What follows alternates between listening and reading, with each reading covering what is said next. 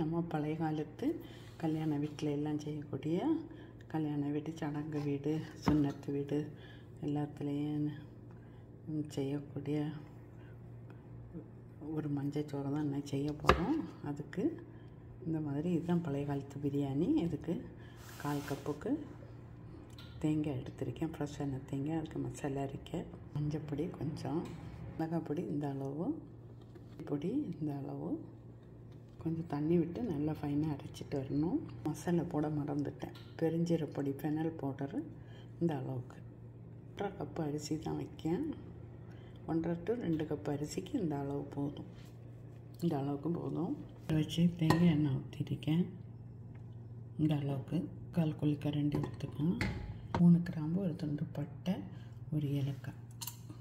இந்த மசாலா, ஒரு பெரிய வெங்காயம், 1/4 டீஸ்பூன் வெந்தயம் போட்டு கொடுப்பேன்.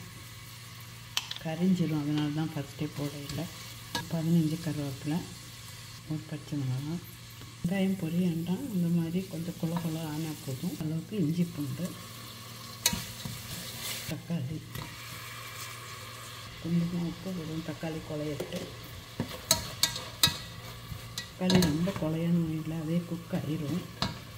நம்ம அரைச்ச மசாலா 1 மினிட் குக் ஆகிட்டு தேவையான உப்பு போடணும் அந்த சோறுக்கு சேர்த்து.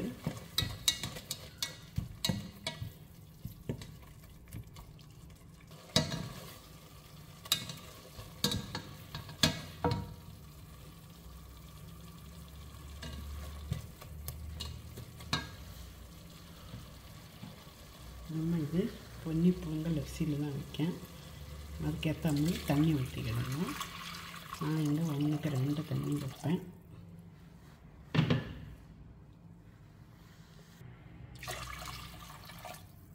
உப்பு கொஞ்சம் தூக்கலாக நிற்க மாதிரி போடணும். உப்பு கொஞ்சம் சுள்ளுன்னு இருக்கணும். 2 கொதி வரட்டு. கொஞ்சம் தாராளமாக போட்டாலும் ஒன்றும் இல்லை, நல்ல வாசனையாக தான் இருக்கும்.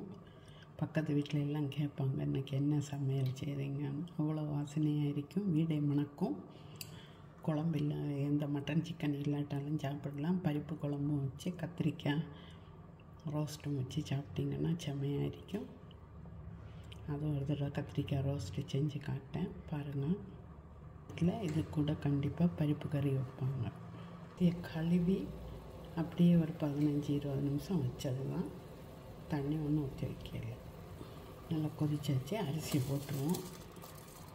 நல்லா மிக்ஸ் பண்ணி விட்டுட்டு குக்கரை மூடி ஒரே ஒரு விசில் வந்த உடனே ஆஃப் பண்ணி அடுப்புலேருந்து மாற்றிட்டு திறந்து மிக்ஸ் பண்ணி வச்சுருங்க. அவ்வளோதான். ஸ்டவ் ஆஃப் பண்ணி வச்சு அடுப்புலேருந்து மாற்றிடலாம். இப்போ திறக்கலாம்.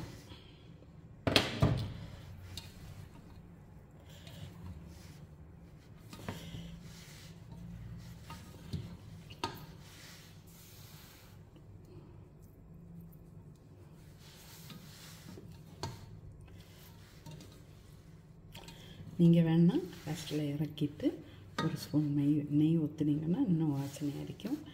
பழைய காலத்தில் பசு நெய்யெல்லாம் சேர்ப்பாங்க. அதே சுவையில் செஞ்சுருக்கேன்.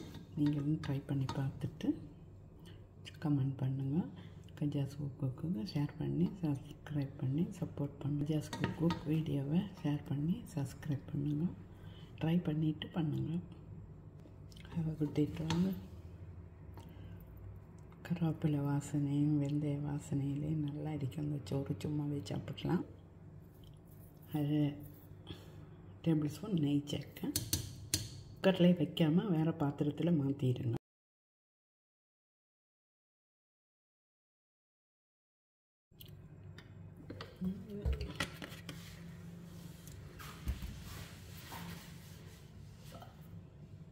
ஆயில் 200 கிராம் பிரிஞ்சால்,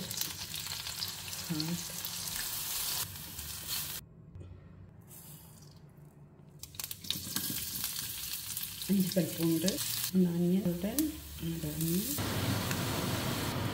டொமேட்டோ, குழம்பு மிளகாய் பொடி. இது உங்கள் அளவுக்கு போட்டுக்கிடுங்க. திக்காக கரைச்ச புளி உங்கள் டேஸ்ட்டுக்கு. எல்லாம் உப்பு போட்டிருக்கேன் பார்த்து.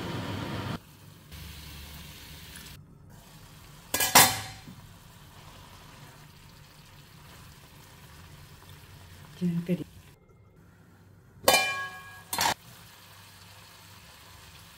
பிரிஞ்சால் தொக்கு ரெடி ஆயாச்சு. சுட சுட ஒரு பிரிஞ்சால் தொக்கு எல்லோ ரைஸ்க்கு கூட சாப்பிட்றதுக்கு பக்காவான காம்பினேஷன். நீங்கள் வந்து ட்ரை பண்ணி பாருங்கள். ஷேர் பண்ணி சப்ஸ்கிரைப் பண்ணி இன்ஸ்டாகிராம்லேயும் ஃபேஸ்புக்லேயும் ஃபாலோ பண்ணுங்கள். Have a good day to all.